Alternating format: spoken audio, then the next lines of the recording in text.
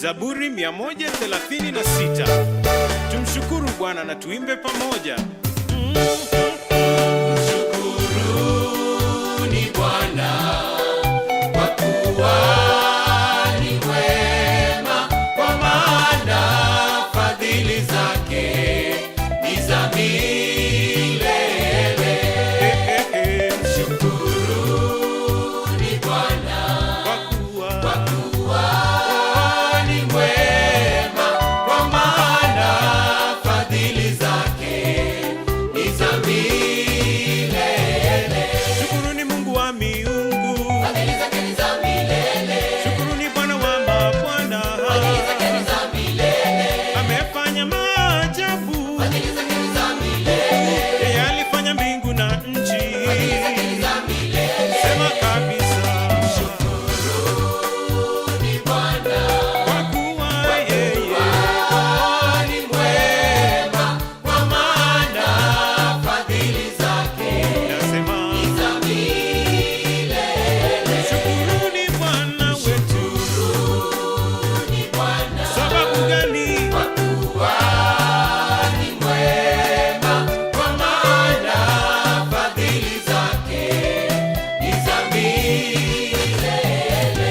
Amefanya mianga mikubwa, Fadhili zake ni za milele. jua litawale mchana, Fadhili zake ni za milele. mwezi na nyota usiku, Fadhili zake ni za milele. tanda za nchi juu ya maji. Fadhili zake ni za milele. Imba kabisa. Ni Bwana Sababu gani? kuwa ni mwema, kwa maana fadhili zake Nasema, za milele. shukuruni Bwana wetu. Ni Bwana Hehehehe. kuwa ni mwema, kwa maana fadhili zake ni za milele. Aliyegawa bahari ya Shamu, Fadhili zake ni za milele. akavusha Waisraeli. Fadhili zake ni za milele. Aliyemshinda Farao Fadhili zake ni za milele. na majeshi yake yote. za milele. Sema kabisa, Ni Bwana hehehe. kuwa ni mwema, kwa maana fadhili zake ni za milele. Shukuruni Bwana. Aha. Sababu gani? Kwa kuwa ni mwema, kwa maana fadhili zake ni za milele. Ihaji chuna hiyo gitaa.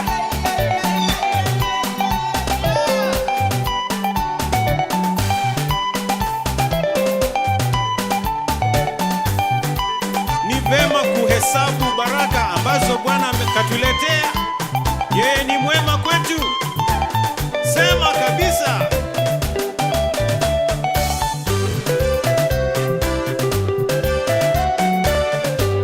Kama umchezei Bwana, utatuambia unamchezea nani?